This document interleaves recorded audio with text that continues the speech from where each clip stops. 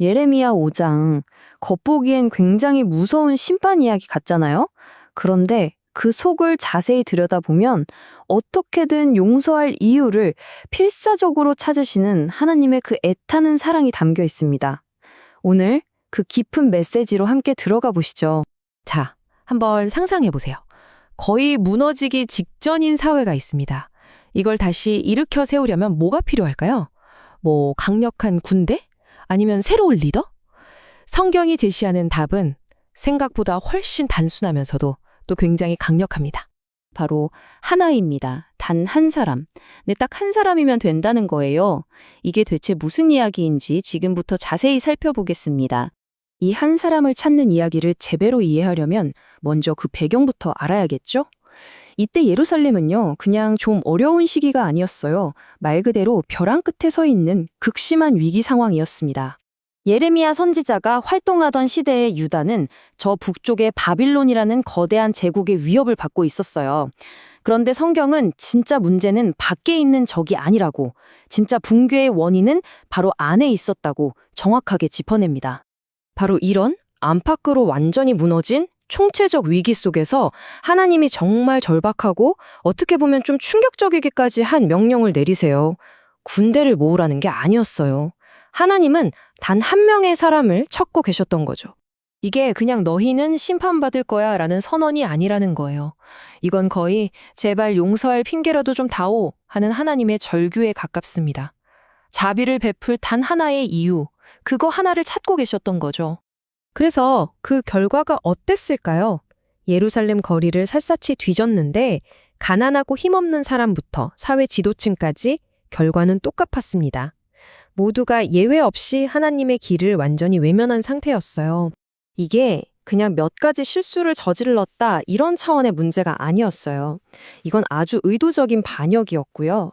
스스로 썩어 문드러지는 상태에 너무 익숙해져 버린 그런 사회였던 겁니다.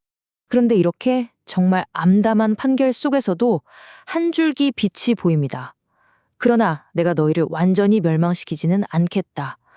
여기서 정말 중요한 포인트가 나와요. 심판이 끝이 아니라는 겁니다. 하나님은 가지는 꺾으실지언정 나무를 뿌리채 뽑지는 않으시겠다는 거예요. 이게 바로 성경 전체를 흐르는 남은 자 사상이죠. 하나님은 심판 속에서도 모든 걸 끝내지 않으십니다. 언제나 새로운 시작을 위해서 희망의 씨앗을 남겨두시는 분이라는 거죠. 아니, 근데 이 사람들은 왜 이렇게까지 하나님의 경고를 못 들었을까요? 그 이유는 이들이 실천적 무신론이라는 아주 깊은 영적 병에 빠져 있었기 때문입니다. 그들은 이렇게 말했어요. 하나님? 아무 일도 안 하실걸. 우리한테 재앙 같은 거 안 와. 보세요.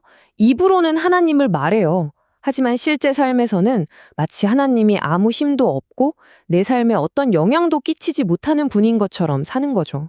이게 바로 실천적 무신론입니다. 물론 하나님의 심판은 눈에 보이는 힘을 통해서 이루어질 예정이었어요.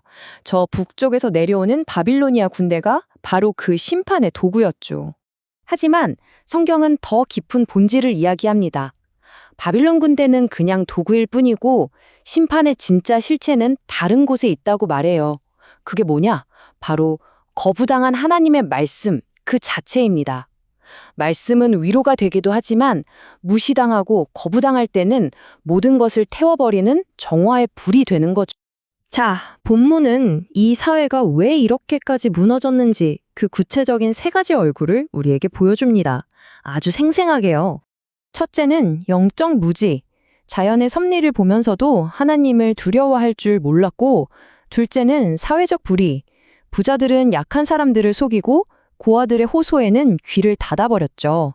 그리고 셋째, 종교 지도자들의 타락입니다. 선지자는 거짓말을 하고 제사장은 자기 권력만 휘두르는데 더 무서운 건 백성들이 오히려 그걸 좋아했다는 거예요. 이 세 가지가 따로따로가 아니라 서로 맞물려서 사회 전체를 썩게 만든 총체적인 실패였습니다. 이제 이 장은 그리고 오늘의 이야기는 고대 유다에서 시작해서 오늘 우리에게까지 날아와 박히는 아주 날카로운 질문으로 끝을 맺습니다. 이 사회는 마치 통증을 느끼지 못하는 중병 환자와 같아요.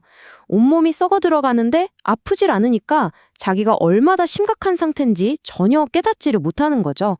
이 무감각함이야말로 가장 위험한 증상입니다. 그래서 하나님이 물으십니다.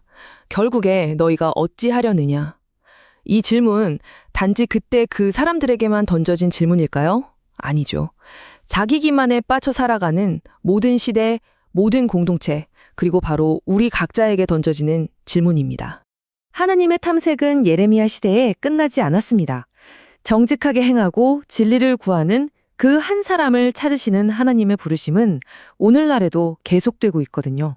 결국 예레미야 5장은요, 무서운 심판의 경고이면서 동시에 희망을 향한 초대장인 셈입니다. 하나님은 여전히 단 한 사람을 찾고 계시니까요. 자, 마지막으로 우리 자신에게 한번 물어봤으면 좋겠습니다. 만약 하나님께서 오늘 당신의 삶과 당신의 공동체를 샅샅이 살피신다면, 과연 그분은 바로 당신을 찾으실 수 있을까요?